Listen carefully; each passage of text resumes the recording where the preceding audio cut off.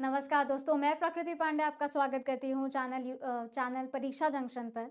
आज हम लोग जैसा कि आप लोग देख रहे हैं मेरे पीछे आरआरबी एनटीपीसी ग्रुप डी का एग्ज़ाम है, उसका नोटिफिकेशन आ चुका है और आप लोग जो है हमने स्टार्ट करने वाले एक नया इनिशिएटिव रेलवे लक्ष्य बैच एंड हम आपके जो हैं वो ज्योग्राफी के मेंटोर होंगे। 3 फरवरी सुबह 10 बजे से आपकी लाइव क्लास होगी ज्योग्राफी के लिए, तो आइए और बेशक पढ़िए आके। फ्री क्लासेस हैं, आपको जीएस यानी कि ज्योग्राफी के पूरा पार्ट जो है, जो RRB NTPC group D exam में जितना भी ज्योग्राफी का पूछा जाता है, जितना सिलेबस है, वो सब आपको कंप्लीट कराया जाएगा free of cost. So please do tell your colleagues, do tell your friends और ज़्यादा से ज़्यादा शेयर करिए, ज्वाइन करिए और इस इनिशिएटिव का हिस्सा बनिए।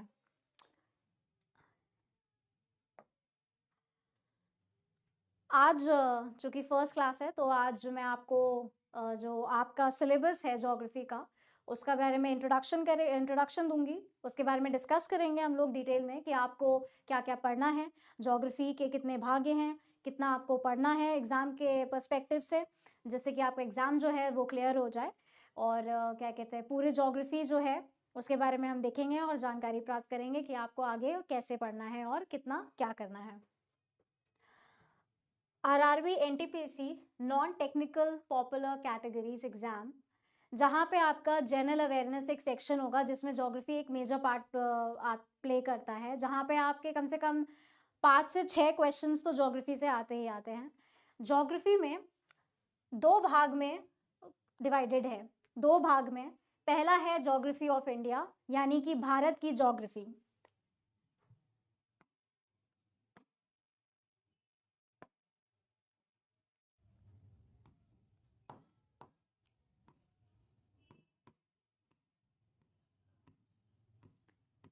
भारत का भूगोल कह सकते हैं आप।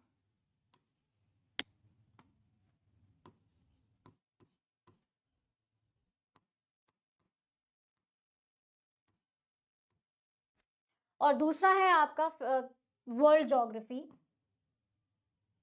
जिसके बारे में हम आगे जाके पढ़ेंगे कि आपको उसमें क्या क्या पढ़ना है।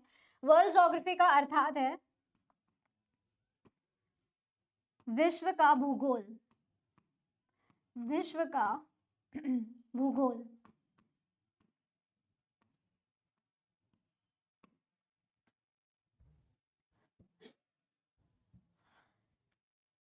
पहले हम पढ़ेंगे कि आपको भारत का जो भूगोल है, भारत के भूगोल में आपको क्या क्या पढ़ना है, क्या क्या अनिवार्य है आपके लिए पढ़ना, कितना डिटेल में पढ़ना है और कितना आपको ऐसी कौन कौन सी चीज़ें हैं जो आपको ज़्यादा नहीं पढ़नी है और केवल उतनी ही पढ़नी है जो आपके परीक्षा के हिसाब से आपके लिए सही बैठे। ठीक, चलिए। ज्योग्राफी ऑफ इंडिया यानी कि भारत का भूगोल, जिसमें हम इसके फिजिकल फीचर्स के बारे में पढ़ेंगे। फिजिकल फीचर्स का मतलब है कि भारत जो कि कई जहाँ पे पर्वत, नदियाँ हो गई, पठार हो गए, प्लेन्स हो गए, जहाँ ये सब मिलते हैं भारत में, हम इन पर्वत के बारे में पढ़ेंगे। सबसे पहले हम द हिमालयस के बारे में पढ़ेंगे, हिमालयस यानी कि पर्वत के बारे में।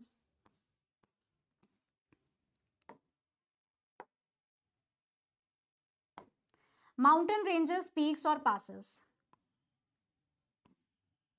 ये पर्वत कहाँ से कहाँ तक हैं, कहाँ से इनकी शुरुआत होती है और कहाँ तक ये फैले हुए हैं भारत में। ठीक, उसके पश्चात या जो माउंटेन रेंजेस होती हैं उनकी जितनी भी हाईएस्ट पीक्स होती हैं, जो पासेस होते हैं, जो हमें एक पहाड़ से दूसरे पहाड़ में जाने के लिए सहायक प्रदान करते हैं, हम उन सब चीज़ों के बारे में डिटेल में पढ़ेंगे। ठीक है, उसके बाद जब आप हिमालय के बारे में पढ़ेंगे, जब हम हिमालय से थोड़ा नीचे उतर के आएंगे, तब हमें प्लेन्स के बारे में जानकारी प्राप्त करेंगे। हम प्लेन्स के बारे में पढ़ेंगे।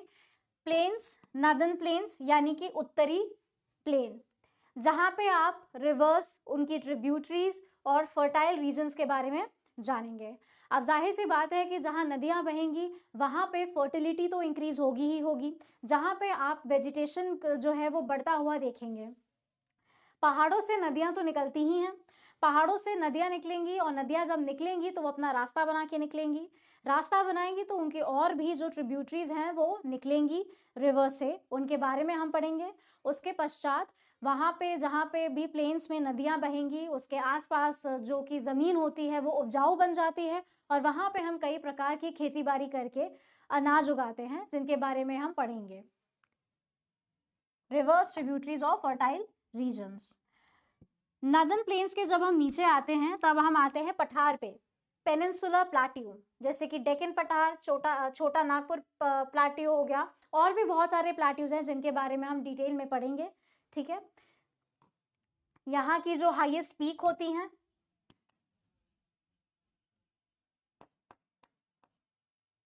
हम उनके बारे में भी पढ़ेंगे, उनके बारे में डिटेल में एनालाइज करेंगे कि उनके डायरेक्शन के बारे में पढ़ेंगे कि वो कौन से दिशा की ओर क्या कहते हैं सिचुएटेड है, कि उत्तरी दिशा है, दक्षिण दिशा हो गई, पश्चिम और पूर्व दिशा हो गई, इन सब चीज़ों के बारे में हम डिटेल में पढ़ेंगे। इसके पश्चात जहाँ जहाँ ये पठार पड़ते हैं वो कौन से स्टेट और सिटी में पड़ते हैं ये भी हमारा जाना अनिवार्य होता है, क्योंकि कभी कभी वो ऐसे क्वेश्चंस पुट कर देते हैं। इसीलिए जो डेक्कन प्लाट्यूज और छोटा नागपुर प्लाट्यू है उसके लिए और भी आगे प्लाट्यूज जैसे मालवा प्लाट्यूज हो गए, राइट, बुंदेलखंड प्लाट्यूज हो गए आपके, इन सब चीज़ों के बारे में हम डिटेल में आगे जाके पढ़ेंगे। इसके बाद आते हैं हमारे कोस्टल प्लेन्स।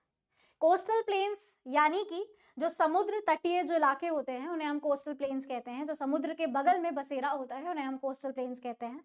ठीक है, कोस्टल प्लेन्स के बारे में हम जानकारी प्राप्त करेंगे। जो हमारे 3 मेन ओशन हैं, Arabian sea, Indian sea, bay of Bengal. Arabian sea यानी कि अरब खाड़ी, अरब सागर, इंडियन ओशन यानी कि हिंद महासागर, और बे ऑफ बंगाल यानी कि बंगाल की खाड़ी।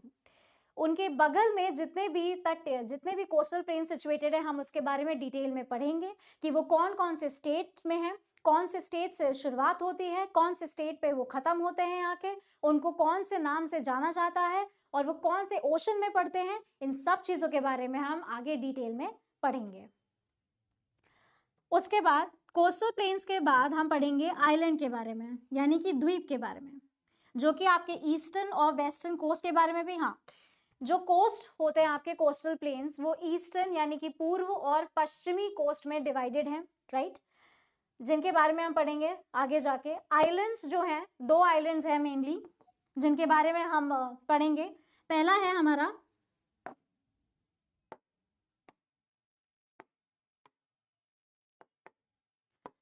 पहला है Andaman and Nicobar island.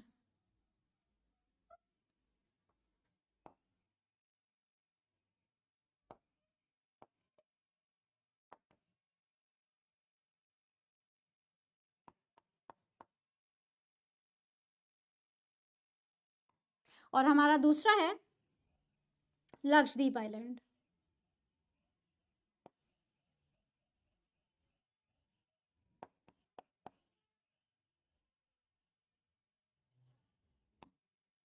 Right, Andaman और निकोबार जो आइलैंड है वो कौन से समुद्र पे पड़ता है, वो है बे ऑफ बंगाल पे यानी कि बंगाल की खाड़ी।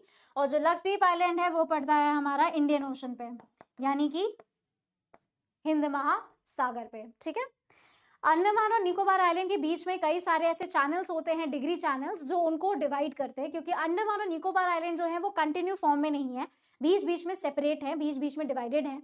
और उन जो चैनल जो होते हैं, जो डिग्री, जिनको डिग्री चैनल बोलते हैं, वो कौन सी साइट या कौन से पोर्शन को डिवाइड करते हैं, हम इसके बारे में भी डिटेल में पढ़ेंगे, जो कि आपके एग्जाम पॉइंट ऑफ व्यू से इंपॉर्टेंट है, राइट। चलिए,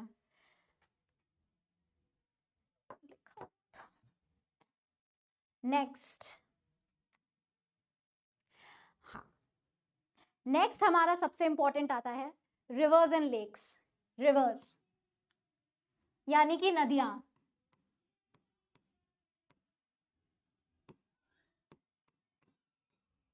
हम नदियां और झीलों के बारे में पढ़ेंगे, सारी नहीं, जो इंपॉर्टेंट है हम उनके बारे में पढ़ेंगे। ठीक है, जो मेजर रिवर्स हैं वो है गंगा, ब्रह्मपुत्र, यमुना, इंडस, गोदावरी, कृष्णा, कावेरी, नर्मदा और तापी। ये कौन कौन से ओशन में जाके अपने पानी को प्रवाह करते हैं, हम इसके बारे में पढ़ेंगे। ये कहाँ से ओरिजिनेट होते हैं, यानी कि कहाँ से निकलते हैं, हम इस बारे में भी पढ़ेंगे कि गंगा कहाँ से निकलती है। वैसे तो बहुतों को पता होगा कि गंगा जो है वो गंगोत्री से निकलती है, गौमुख।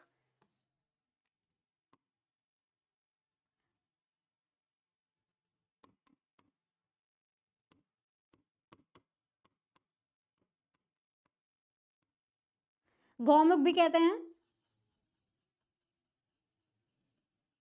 जो कि आपके उत्तराखंड से निकलती हैं। ठीक है, ठीक। गंगा जो है, गंगा की कई सारी ट्रिब्यूटरीज हैं।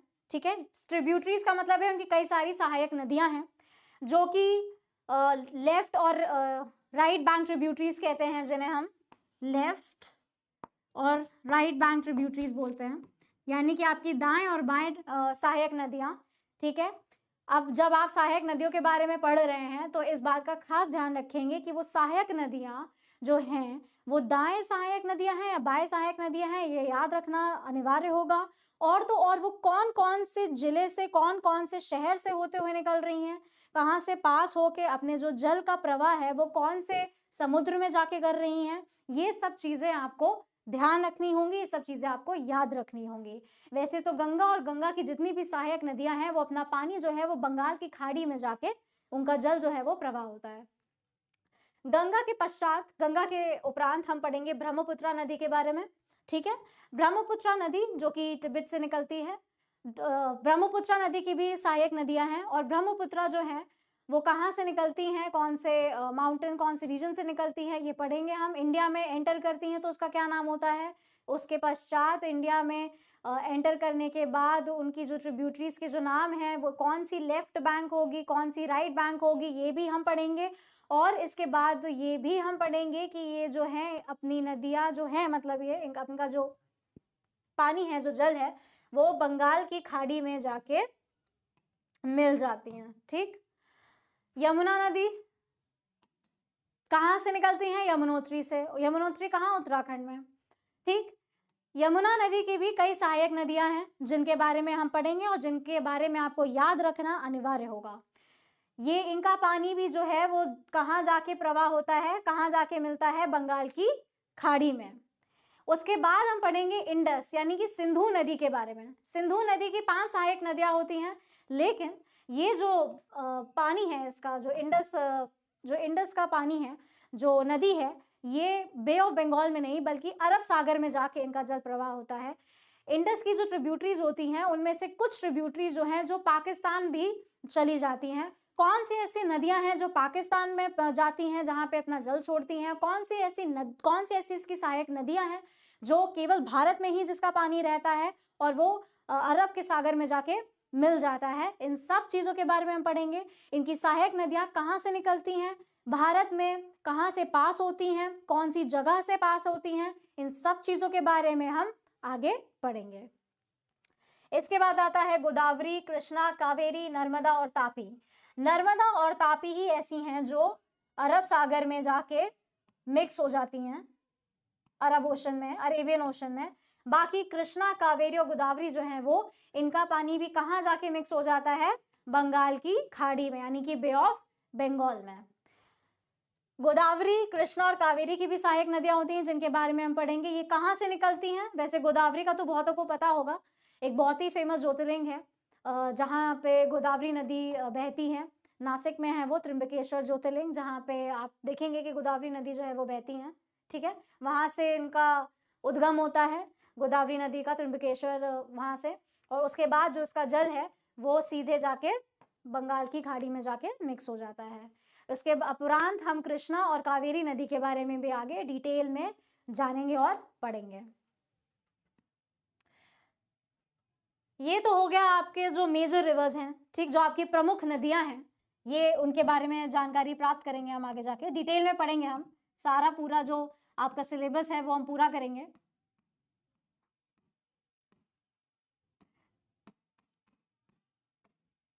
इसके बाद आता है आपका इंपॉर्टेंट लेक्स, जो जरूरी झीलें हैं, है ना।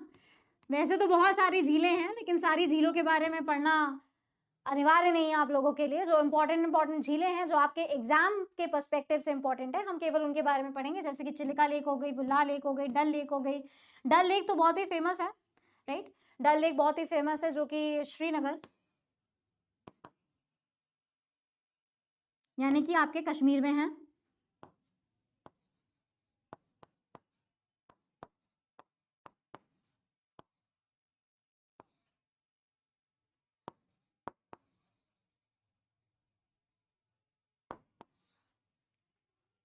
ठीक है, ये जितनी भी झीलें हैं वो कहाँ कहाँ हैं, ठीक है, कौन से स्टेट, कौन से सिटी में है, कहाँ पे है, इन सब चीज़ों के बारे में हम आगे जानकारी प्राप्त करेंगे। और सिर्फ ऐसा ही नहीं है कि केवल यही 3 हैं, और भी हैं नदियाँ, ठीक है, जो सॉरी और भी झीलें हैं जिनके बारे में हम आगे जाके पढ़ेंगे। ठीक, ये सिर्फ आपको एक जस्ट दे रहे हैं, एक सिलेबस बता रहे हैं कि आपको प्रिपेयर्ड रहना है, कि आपको इतना पढ़ना ही पढ़ना है, जो कि आपके लिए याद रखना, उसे घोल के पी जाना अनिवार्य है। उसके बाद आता है हमारा climate and vegetation.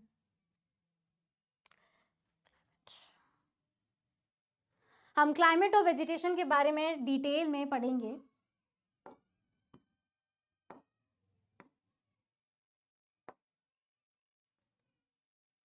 Okay, climate में सबसे इंपॉर्टेंट आपका आता है इंडियन मॉनसून, यानी कि बरसात का जो महीना होता है।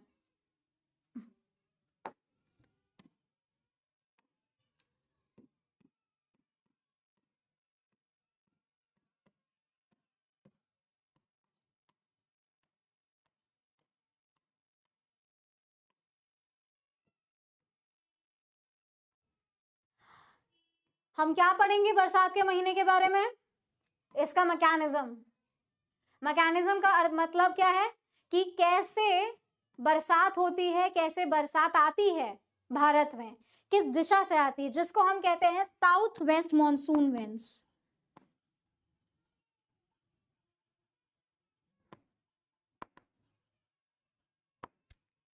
यानी कि दक्षिण पश्चिमी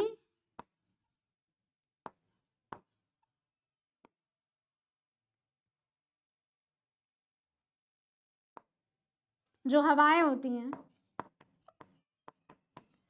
दक्षिण पश्चिमी हवाएं जो हैं, जो आपका भारत में बरसात यानी कि मॉनसून लेके आती हैं। सबसे पहले मॉनसून जो है वो कहाँ आके गिरता है? साउथ इंडिया में, दक्षिण भारत में।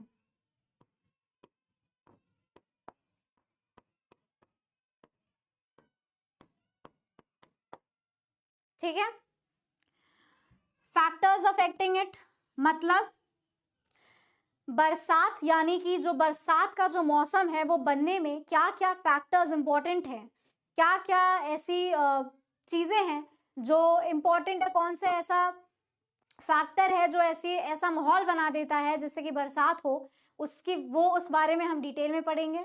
ठीक है, जैसे कि आपका प्रेशर हो गया, आपका टेम्परेचर हो गया, सनलाइट हो गया, राइट, ऑल दीज थिंग्स। वैसे क्लाउड्स कैसे फॉर्म होते हैं बरसात के, वो तो सभी को मालूम होगा, जो कि हम स्कूल टाइम से पढ़ते हुए आ रहे हैं। ठीक है,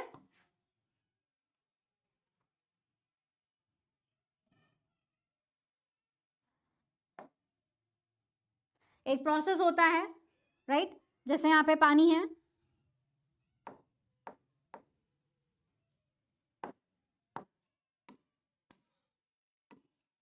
यहाँ पे पानी है, ठीक है,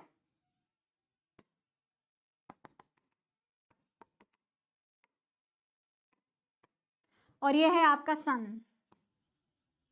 ठीक, अब क्या है कि इस धूप की गर्मी से ये जो जल है हमारा, जो पानी है, ये गर्म हो जाएगा। जब ये गर्म हो जाएगा तो ये इवेपोरेट होना स्टार्ट हो जाएगा। ठीक, इवेपोरेट का मतलब है भाप बनना चालू हो जाएगा। ठीक, जब ये भाप बनना चालू हो जाएगा तो क्या होगा कि यहाँ पे जो आपका गर्म हवाएं होती हैं वो हल्की होती हैं। ठीक, हल्की होने के कारण ये ऊपर उठेंगी। जब ये ऊपर उठेंगी, ठीक, ऊपर उठेंगी और यहाँ आप पहुँचेंगी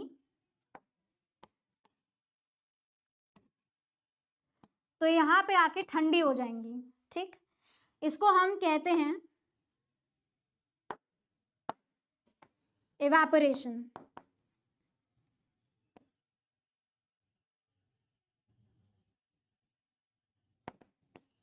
ठीक। और यहाँ पे जब गर्म हवाएं प्रोसेस होता है, जब यहाँ पे आके ठंडी हो जाती हैं, तो हम उसको क्या बोलते हैं, कंडेंसेशन,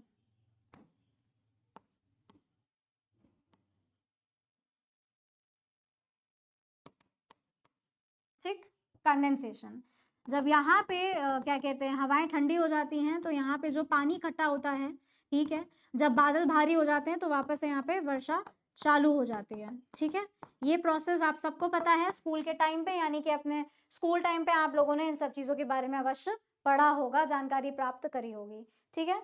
लेकिन हम यहाँ पे ये सब तो एक बहुत ही जनरल सी चीज़ है जो हमने पढ़ी थी, लेकिन ऐसे कौन कौन से फैक्टर्स हैं जो रिस्पॉन्सिबल होते हैं, जैसे आपका प्रेशर हो गया, आपका टेम्परेचर हो गया, ह्यूमिडिटी हो गई, प्रेसिपिटेशन एंड ऑल, इन सब चीज़ों के बारे में हम डिटेल में पढ़ेंगे, ठीक है। उसके बाद आता है आपका forest type. Forest type, forest type यानी कि कितने प्रकार के फॉरेस्ट यानी कि जंगल होते हैं। Evergreen forest, deciduous forest, thorn forest, सब ट्रॉपिकल एवरग्रीन फॉरेस्ट हो गया, राइट, सब ट्रॉपिकल, ट्रॉपिकल डेसिडुअस फॉरेस्ट हो गया, और भी बहुत सारे कई प्रकार के हैं जिनके बारे में हम पढ़ेंगे। क्या पढ़ेंगे इसमें कि ये भारत के कौन कौन से क्षेत्र में हैं, कौन से क्षेत्र में हमें कौन से या किस प्रकार का जंगल मिलता है, वहाँ का वेजिटेशन, वेजिटेशन का मतलब है कि वहाँ का फ्लोरा फौना, वहाँ के पेड़ पौधे, वहाँ पे किस प्रकार के जानवर पाए जाते हैं, वहाँ पे किस प्रकार की स्पीशीज पाई जाती हैं, इन सब चीज़ों के बारे में हम डिटेल में पढ़ेंगे, ठीक है।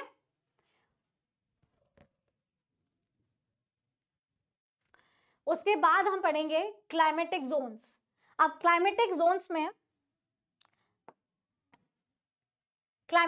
में ट्रॉपिकल, सब ट्रॉपिकल, टेम्परेट, पोलर, राइट, इनके बारे में पढ़ेंगे। यहाँ पे ट्रॉपिकल, सब tropical, temperate region, polar region, ठीक है, पोलर, सब पोलर रीजन जो होते हैं, इनके बारे में हम डिटेल में पढ़ेंगे, राइट। इक्वेटर हो गया आपका,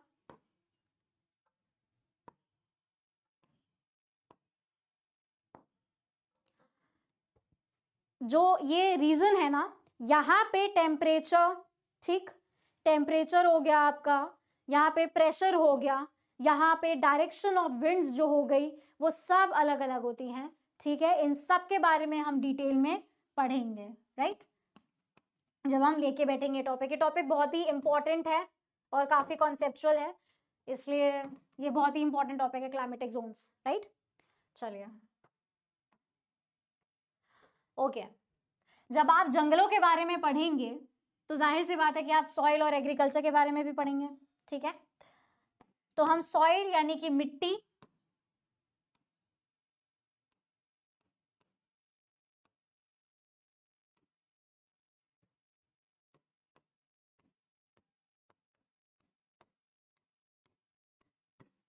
मिट्टी और खेती के बारे में पढ़ेंगे। क्या खेती के बारे में ये नहीं पढ़ेंगे कि खेती कैसे की जाती है, किंतु खेती के लिए हम क्या पढ़ेंगे, जो मेजर क्रॉप्स हैं, है ना, जैसे कि आपकी खारिफ क्रॉप्स हो गया, आपकी राबी क्रॉप्स हो गया, जैद क्रॉप्स हो गया, कैश क्रॉप्स यानी कि इंडिगो एंड ऑल, कॉटन जो हो गया वो आपके कैश क्रॉप्स में आता है। Agricultural practices and revolutions, right, कि पहले कैसे हुआ करता था, ऐसे कौन कौन से रेवोल्यूशंस है जो बहुत ही फेमस है, राइट, जैसे ग्रीन रेवोल्यूशन हो गया आपका,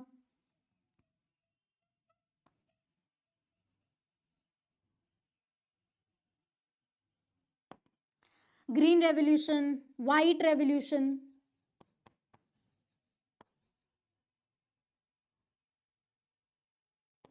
ठीक है, green revolution, white revolution, pink revolution,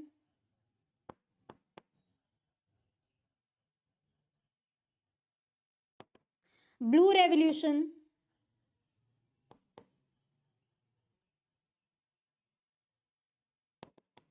ठीक है, इसके बारे में हम पढ़ेंगे। और भी बहुत सारे हैं, जैसे कि सिल्वर हो गया, ठीक, सिल्वर हो गया, येलो हो गया, किस चीज के लिए मतलब रेवोल्यूशन हुआ था, इसके बारे में पढ़ेंगे।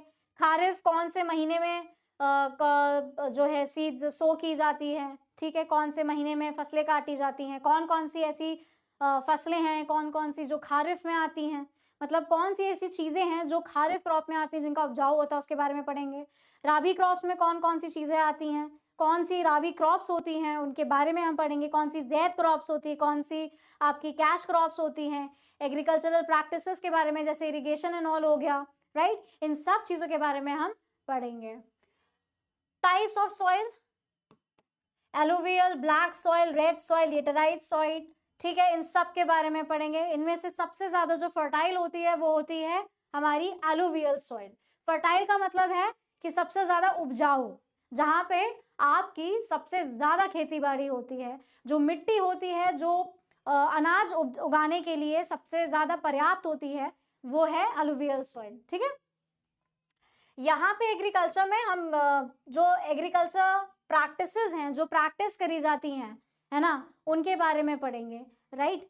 यहाँ पे मतलब ये नहीं है कि खेती बाड़ी मतलब सिखाएंगे हम आपको बैठ के, ऐसा कुछ भी नहीं है। इट विल बी कि आपको जानकारी होनी चाहिए कि कौन सी चीज़ कैसे उग रही है, क्या क्या लग रहा है, ठीक है, सरकार ने ऐसा क्या मतलब इनिशिएटिव लिया है एग्रीकल्चर प्रैक्टिसेस फॉलो करने के लिए, जो हमारे फार्मर्स को हेल्प करता है अनाज उगाने के लिए, राइट। एलुवियल सॉइल जो है वो मेनली आपके रिवर के बगल में जो मिट्टी, रिवर के जो रिवर होती है, जो नदियां होती है, उसके आसपास जो मिट्टी होती है वो एलुवियल सॉइल होती है। ये हाईली फर्टाइल होती है, ठीक है, हाईली फर्टाइल होती है, ठीक। ब्लैक सॉइल जो होता है उसे रेगर सॉइल भी बोलते हैं।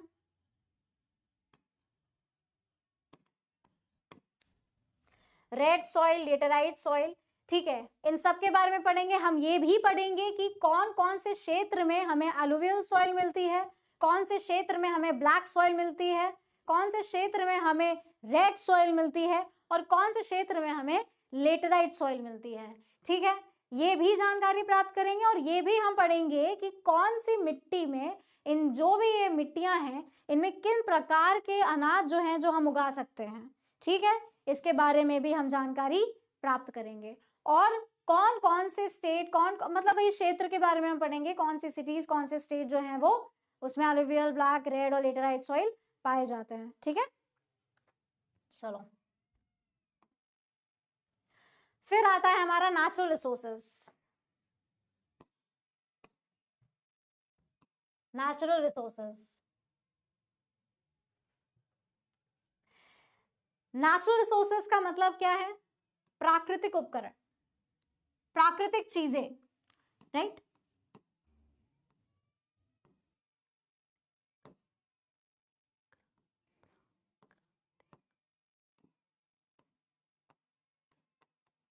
प्राकृतिक चीजें जो हमें मिलती है भारत में, ठीक, जैसे कि खनिज, मिनरल्स, आयरन ओर, लोहा, कोल, कोयला और बॉक्साइट, राइट। इनके बारे में हम क्या पढ़ेंगे? कौन से क्षेत्र से हमें क्या मिलता है,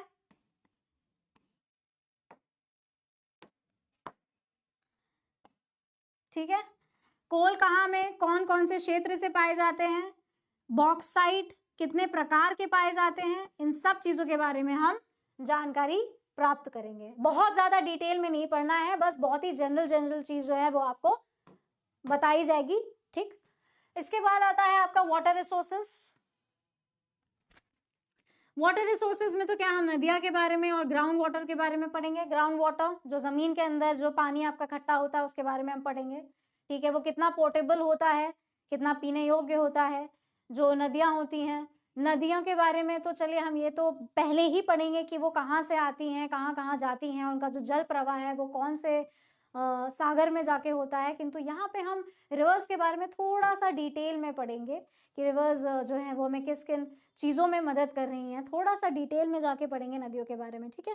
नदियाँ या फिर वो कौन कौन से ऐसे जो प्रकार हैं जो बनाती हैं, जिनको जैसे मियांडर्स हो गए, ये सब हो गए, इन सब चीज़ों के बारे में पढ़ेंगे। बहुत ज़्यादा डिटेल में नहीं, बट हाँ जनरल आपके लिए पता होना अनिवार्य है। इसके बाद आता है आपका एनर्जी रिसोर्सेस, ठीक है। एनर्जी रिसोर्सेज में हम कोल के बारे में, petroleum, natural gas, renewable energy. Renewable energy का मतलब क्या होता है? वो एनर्जी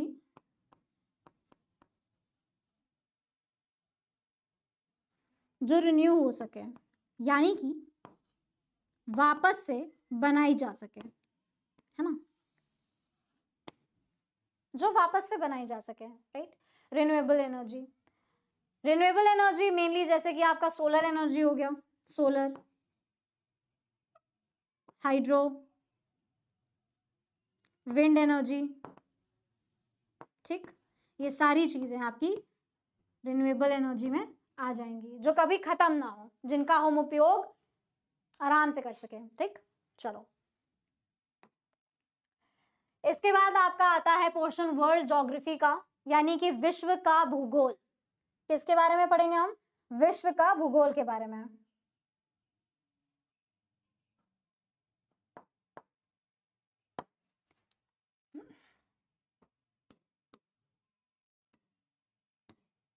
वर्ल्ड ज्योग्राफी यानी कि विश्व का भूगोल।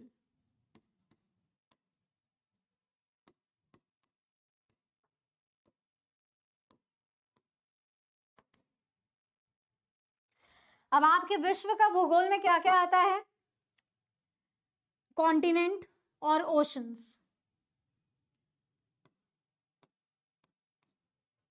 सागर के बारे में, बड़े बड़े जो सागर हैं, ठीक है, महाद्वीप के बारे में, ठीक। टोटल कितने कॉन्टिनेंट्स हैं? 7 कॉन्टिनेंट्स हैं। कौन कौन से कॉन्टिनेंट्स हैं? North America,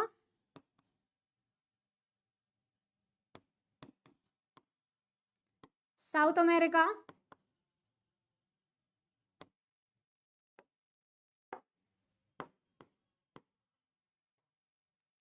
Africa,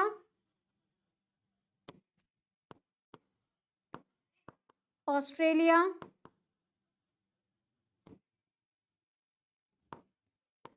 Europe,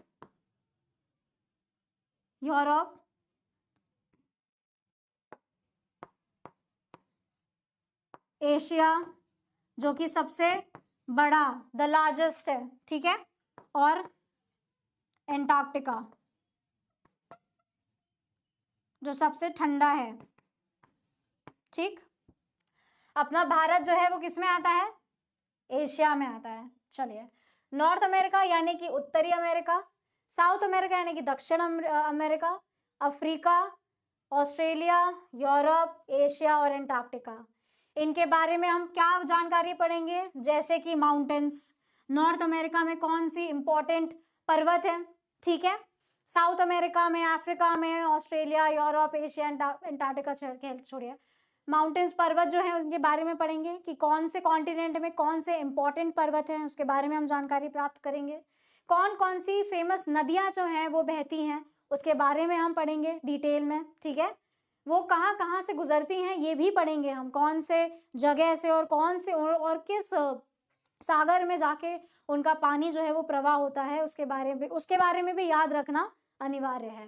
desserts, जहाँ जहाँ डेजर्ट्स होते हैं, जो फेमस डेजर्ट्स हैं, जो रेगिस्तान है, उसके बारे में भी हम जानकारी प्राप्त करेंगे। And major countries and their capitals, of course जो मेजर कंट्रीज हैं, जो कंट्रीज की जो कैपिटल्स हैं वो कभी कभार पूछ लेते हैं, तो आपको उनके कैपिटल के बारे में भी जानकारी प्राप्त होना अनिवार्य है। चलिए, फिर हम ग्लोबल ओशंस और सीज के बारे में पढ़ेंगे, जैसे कि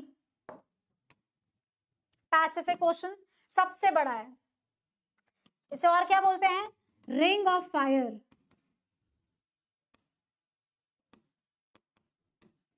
सबसे खतरनाक एरिया है ये। क्यों? इसके पीछे भी एक कारण है।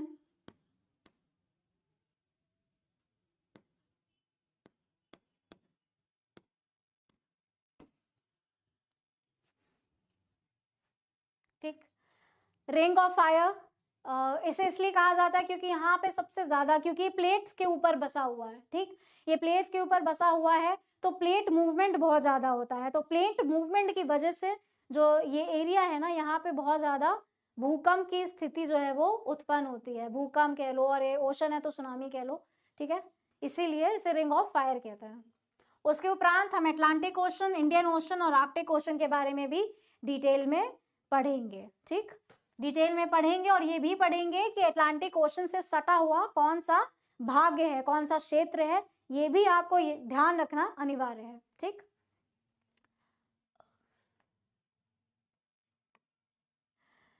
इसके बाद हम इंपॉर्टेंट माउंटेन्स और रिवर्स के बारे में पढ़ेंगे। ठीक है, माउंटेन्स, पर्वत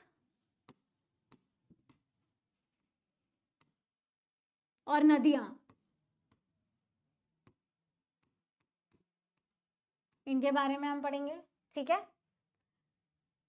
मेजर रेंजेस यानी कि एल्प्स, एंडीज, हिमालयाज, रॉकीज, ये कौन से कॉन्टिनेंट में हैं, कहाँ से कहाँ तक फैले हुए हैं एक्सक्यूज मी सॉरी, ये जितने भी इंपॉर्टेंट पर्वत हैं, ठीक है, ये कौन से कॉन्टिनेंट में हैं, कौन सी कंट्री में हैं, कहाँ से कहाँ तक फैले हुए हैं, इसके बारे में हम डिटेल में पढ़ेंगे। हिमालयास तो सभी को पता है।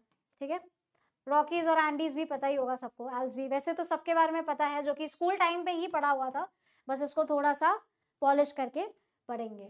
इसके बाद आते हैं आपके मेजर रिवर सिस्टम के बारे में, जो कॉन्टिनेंट्स में जो फेमस सारी नहीं, जो फेमस रिवर्स हैं जिनके बारे में आपने कभी ना कभी कहीं ना कहीं तो पढ़ा ही होगा, सुना अवश्य होगा, उसके बारे में हम पढ़ेंगे। जैसे कि आपका अमेजॉन रिवर हो गया, आपका नाइल रिवर हो गया, ठीक है, आपका यांगस्टे, आपका मिसिसिपी रिवर हो गया। ठीक है, इसके बारे में भी हम पढ़ेंगे कि कौन से कॉन्टिनेंट में है, कौन से किस आप कह सकते हो किस रात से मतलब बाउंड्री टच करती है, किसके बीच में है, क्या कनेक्ट करती हैं, क्या सेपरेट करती हैं, कौन से कॉन्टिनेंट को, कौन सी प्लेसेस को, इन सब चीज़ों के बारे में हम आगे जाके पढ़ेंगे। और ये सारी चीज़ें जो हैं वो आपके एग्जाम पॉइंट ऑफ व्यू से बहुत ज़्यादा इंपॉर्टेंट है, और ऐसे क्वेश्चंस, प्रीवियस ईयर्स क्वेश्चंस अगर आप उठा के देखेंगे तो ऐसे क्वेश्चंस आपसे पूछे गए हैं। ठीक, ये सारी चीज़ें हम आपको हमारे रेलवे के लक्ष्य बैच में अवश्य करवाएंगे। फिर आता है आपका क्लाइमेट जोन, जो कि मैंने आपको पहले पीछे आगे भी बताया था कि क्लाइमेट जोन के बारे में हम पढ़ेंगे, आपको पता ही है। Tropical, temperate, polar, right, tropical region, temperate region, polar region, वहाँ के क्लाइमेट के बारे में, तापमान के बारे में कि वहाँ पे तापमान क्या होता है, वहाँ का दबाव कितना होता है, वहाँ की हवा की जो दिशाएं होती हैं, ठीक है, उसके बारे में, वहाँ की जो हवा की जो दिशाएं होती हैं उनको क्या प्रभावित करता है, वो कौन सी दिशा में जाके बहेंगी, उसको क्या कहते हैं, कोरियोलिस फोर्स। हम कोरियोलिस फोर्स के बारे में भी पढ़ेंगे। कोरियोलिस फोर्स का मतलब पता है, रोटेशन ऑफ अर्थ।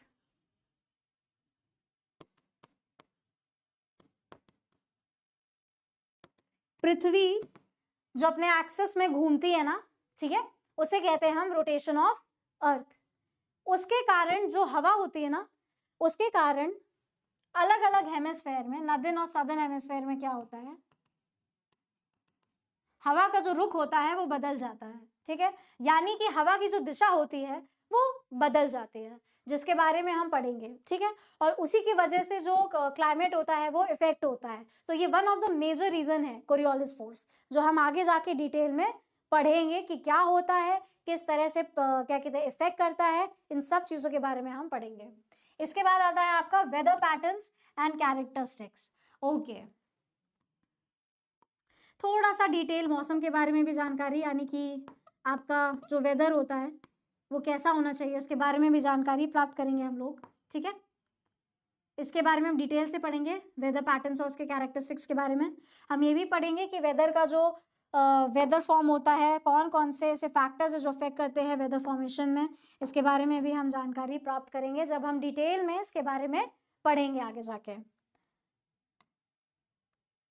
फिर आता है आपका natural vegetation and wild life. Okay, wild life में क्या आएगा आपका, जानवर, कौन से कितने प्रकार के जो जानवर हैं जो अलग अलग जगह पाए जाते हैं, हम उनके बारे में पढ़ेंगे। जैसे कि डिस्ट्रीब्यूशन ऑफ फॉरेस्ट, हमने पीछे भी देखा था कि हम फॉरेस्ट यानी कि जंगल कितने प्रकार के हैं, वो कहाँ कहाँ फैले हुए हैं, कौन से क्षेत्र में हैं, कौन सा क्लाइमेट सूटेबल होता है कौन से फॉरेस्ट के लिए। ठीक है, वहाँ का फ्लोरा फ्लोना यानी कि वहाँ के पेड़ पौधे, वहाँ के जानवर के बारे में, वहाँ के स्पीशीज के बारे में हम पढ़ेंगे। ठीक, ग्रासलैंड्स के बारे में, डेजर्ट्स, रेगिस्तान के बारे में, ठीक है, जो भारत के कौन से क्षेत्र में पड़ता है, वेस्टर्न साइड में पड़ता है, ठीक। बायोडाइवर्सिटी हॉटस्पॉट, बायोडाइवर्सिटी हॉटस्पॉट और एंडेंजर्ड स्पीशीज के बारे में, जो कि IUCN आपने शायद से सुना होगा, IUCN की लिस्ट में शामिल होते हैं, ठीक है। एंडेंजर्ड स्पीशीज हो गए, वल्नरेबल हो गए, ये वैसे आपके एनवायरनमेंट का भी पोर्शन है, आपके पर्यावरण का भी भाग है, उसमें भी यही सेम चीजें होती हैं, ठीक है।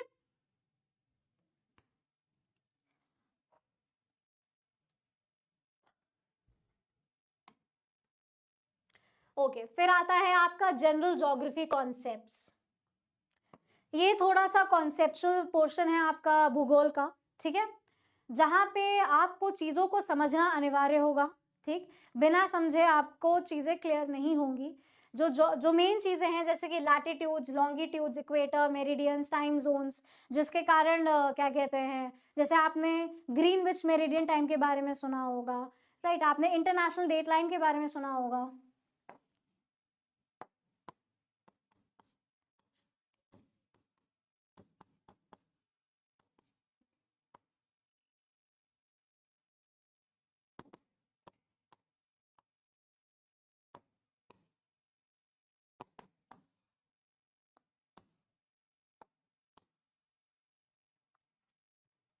ठीक, लैटिट्यूड, लॉन्गिट्यूड, लैटिट्यूड कौन सी लाइंस होती हैं, ठीक है, ये सब ये एक इमेजिनरी लाइन होती हैं।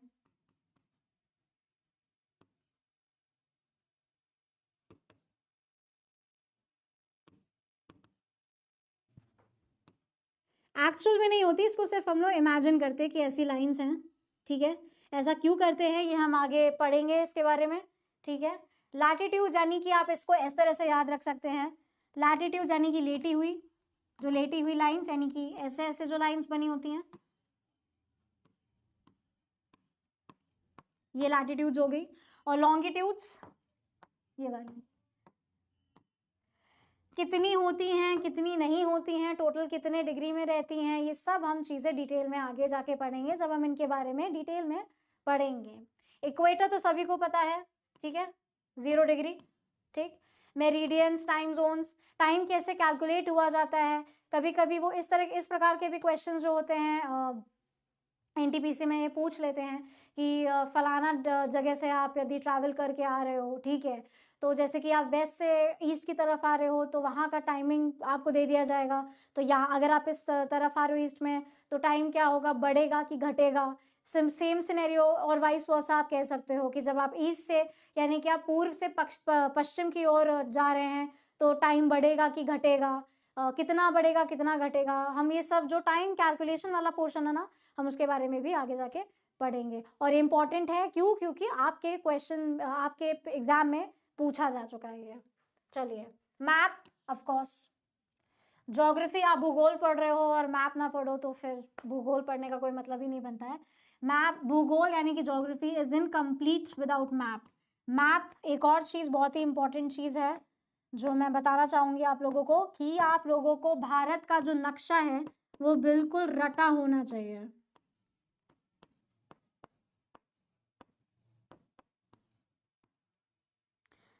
क्या ये ज़रूरी है? यस, बिल्कुल ज़रूरी है।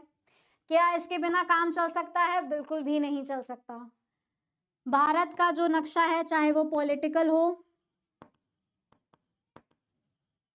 ठीक, चाहे वो फिजिकल हो,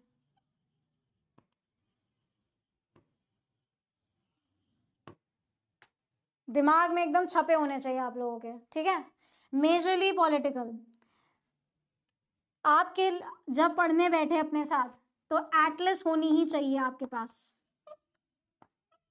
तभी आपको ज्योग्राफी समझ में आएगी। चाहे आप विश्व का भूगोल पढ़िए, चाहे आप भारत के भूगोल के बारे में पढ़िए, Atlas is mandatory, right, Atlas ज़रूरी है, उसके बिना काम नहीं चलेगा, ठीक है। जब हम क्लासेस स्टार्ट करेंगे तो आपके पास आपके खुद के रजिस्टर या फिर A4 साइज शीट्स होनी चाहिए और बगल में ही एटलस कंपलसरी है। चलो, स्केल्स, सिंबल्स और डायरेक्शंस, कभी कभी ऐसे आपने मैप देखे होंगे, राइट, जो जहाँ पे सिंबल्स और उसका यूज़ किया जाता है, राइट। स्केल्स का यूज़ किया जाता है जो कि डिस्ट्रिक्ट्स और इन सब चीज़ों के लिए यूज़ होता है ना, कि कहाँ पे रेलवे का साइन होगा, कहाँ पे रोड होंगी, ये सब चीज़ें भी ऐसे भी मैप्स होते हैं जिनके बारे में आगे जाके हम पढ़ेंगे, ठीक है। अब हम आगे पढ़ेंगे अर्थ स्ट्रक्चर के बारे में, लेयर्स ऑफ अर्थ। भाई जब आप लोग भूगोल के बारे में पढ़ ही रहे हैं तो आप अर्थ यानी कि हमारी एक्सक्यूज मी जो प्यारी पृथ्वी है उसके अंदर के बारे में भी तो जानना अनिवार्य होगा हमारे लिए, राइट। तो क्या है कि हम पृथ्वी के अंदरूनी भाग के बारे में जानेंगे, ठीक। जैसे कि crust, mantle, core. Crust, mantle, core. Tectonic plates, plate tectonic करके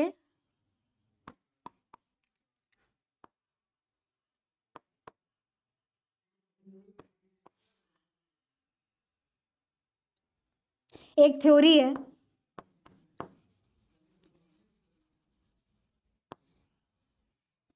जो बहुत ही इंपॉर्टेंट थ्योरी है, ठीक है।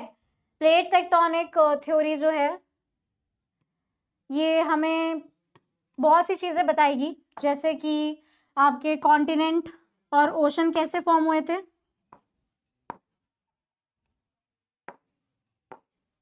ठीक।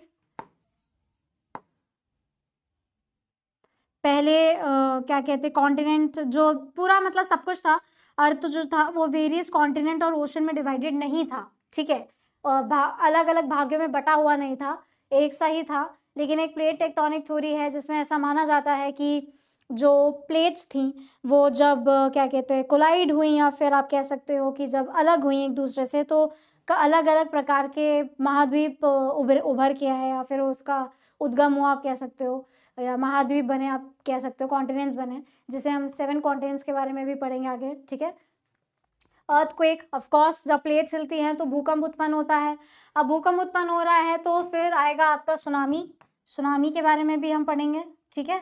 आपका वॉल्केनिक इरप्शंस, वॉल्केनिक यानी कि आपके ज्वालामुखी के बारे में भी हम पढ़ेंगे, भूकंप, ज्वालामुखी, बाढ़, इन सब चीज़ों के बारे में हम पढ़ेंगे।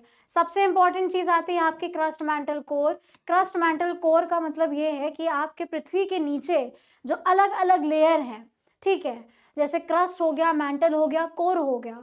क्रस्ट में कौन कौन से मेटल्स पाए जाते हैं, मैंटल में कौन कौन से मेटल्स पाए जाते हैं, कोर में कौन कौन से मेटल्स पाए जाते हैं, और सबसे इंपॉर्टेंट चीज़ ये है कि आपका जो क्रस्ट, मैंटल और कोर है ये भी सब डिवाइडेड है, यानी कि ये भी भाग्यों में बटा हुआ है।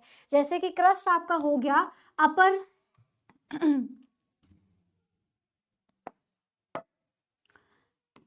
अपर अपर क्रस्ट, ऊपरी क्रस्ट कह सकते हैं आप, और लोअर क्रस्ट, निचला भाग, ठीक।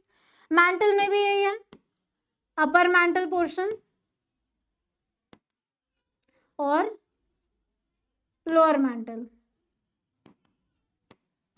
कोर आपका हो गया इनर कोर और आउटर कोर।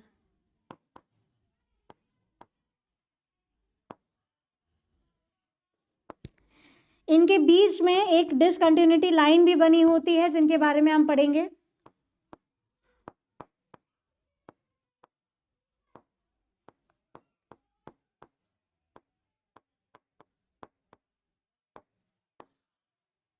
डिसकंटिन्यूटी लाइन के बारे में भी हम पढ़ेंगे कि कौन मतलब कई प्रकार की हैं कि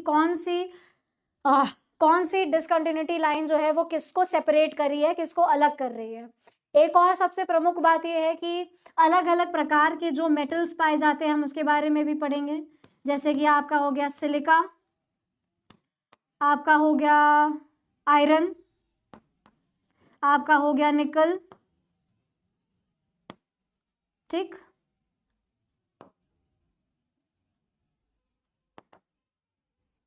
इन सब चीज़ों के बारे में हम पढ़ेंगे।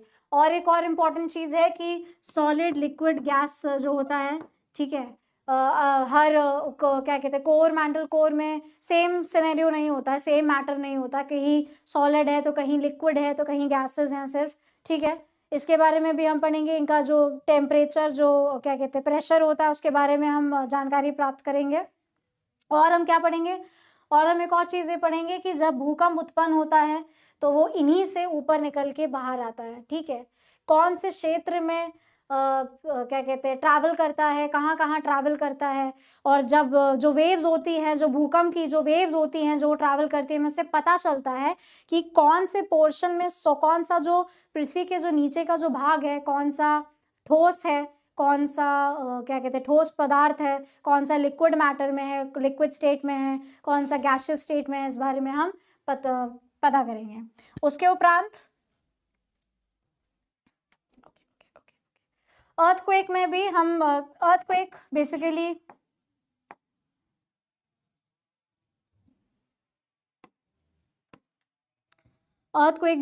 क्या है, मूवमेंट ऑफ वेव्स या मूवमेंट ऑफ एनर्जी।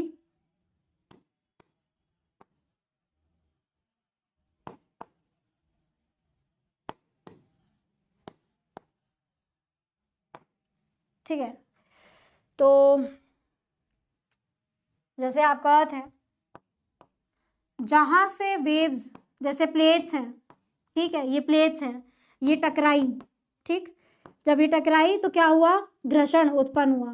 घर्षण उत्पन्न हुआ तो क्या होगा कि एनर्जी प्रोड्यूस होगी, ठीक है, ऊर्जा उत्पन्न होगी।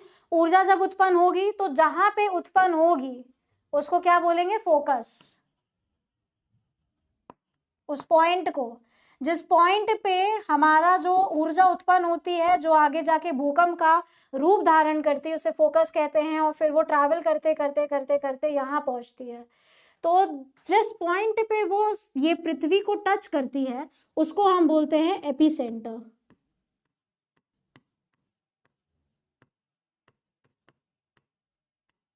ठीक, एपिसेंटर। ये सारी चीजें जो है वो हम पढ़ेंगे डिटेल में, राइट, जब आप हमारा बैच ज्वाइन करेंगे। सोलर सिस्टम यानी कि सौरमंडल सबसे इंपॉर्टेंट भाग है ये।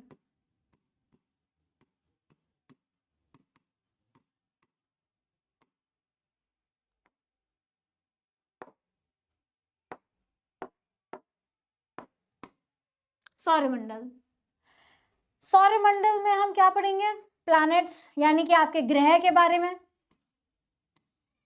ठीक, स्टार्स के बारे में यानी कि आपके तारों के बारे में, कॉन्स्टिलेशन और earth's movement and their effects. यही नहीं, जो आपका सबसे मेन तारा जिसे कहा जाता है सौरमंडल का, सूर्य, हम इसके बारे में भी पढ़ेंगे।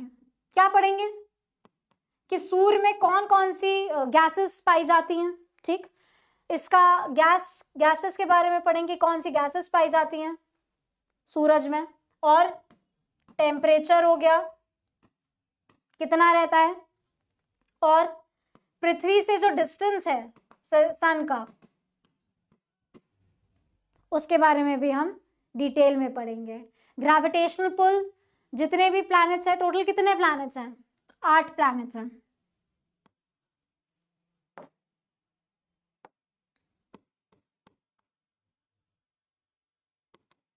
8 प्लैनेट्स हैं। कौन कौन से,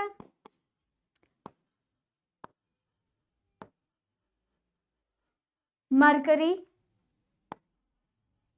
वीनस,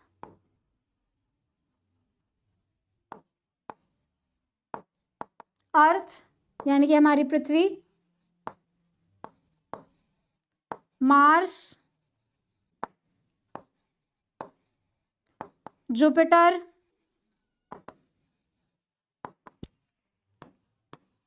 सैटर्न शनि ग्रह,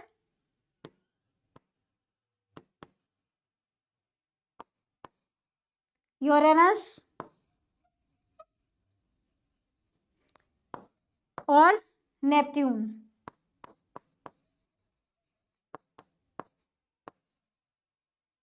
ठीक, पहले हमारे पास कितने टोटल ग्रह थे, 9। 9वां कौन सा था, प्लूटो। लेकिन 2006 में हटा दिया गया और डॉर्फ प्लैनेट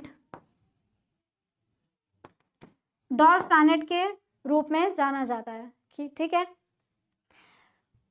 अब ये सारे प्लैनेट्स जो हैं इनके बारे में हम डिटेल में पढ़ेंगे। क्या डिटेल में पढ़ेंगे कि इनकी क्या कहते हैं, गति कितनी है, ये रेवोल्यूशन में, रोटेशन में कितना टाइम लेते हैं, इनका ग्रेविटेशनल पुल, गुरुत्वाकर्षण कितना है, शुक्र ग्रह मतलब वीनस का हो गया, उसका क्या कहते हैं, कौन कौन सी गैसेस प्रेजेंट हैं, इनके जो टेम्परेचर हो गए, ये कितना टाइम लगाते हैं रोटेशन और रेवोल्यूशन में, इनका ग्रेविटेशनल फोर्स कितना है। ठीक है, लाइफ कौन से प्लैनेट में एग्जिस्ट करती है, तो सबको पता है कि अर्थ पे करती है। ठीक है, हम इनके सैटेलाइट्स के बारे में भी पढ़ेंगे। ठीक है, और इनका जो डिस्टेंस है सन से, उसके बारे में भी हम डिटेल में पढ़ेंगे। ठीक है, इसके उपरांत हम एस्टेरॉइड्स, मीटियोर्स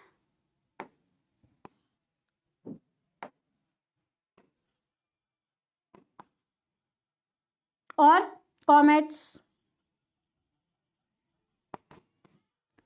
इसके बारे में भी पढ़ेंगे। एस्टेरॉइड्स, मीटियोर्स और कॉमेट्स के बारे में।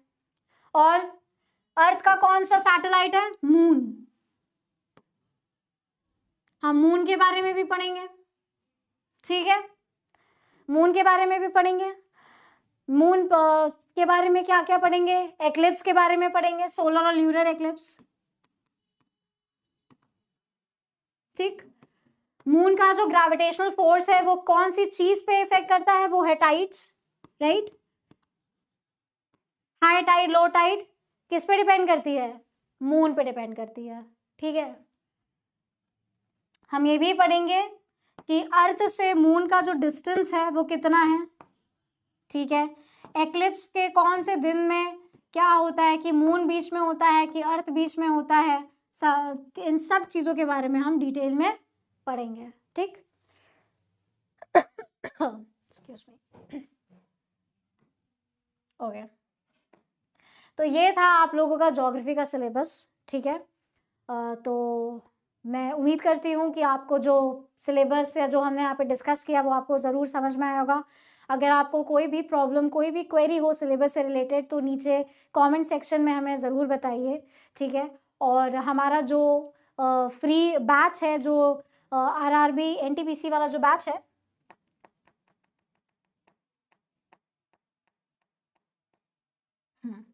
ये वाला जो बैच है आरआरबी एनटीपीसी ग्रुप डी का, जो नोटिफिकेशन आ चुका है और आपका एग्जाम कभी भी हो सकता है।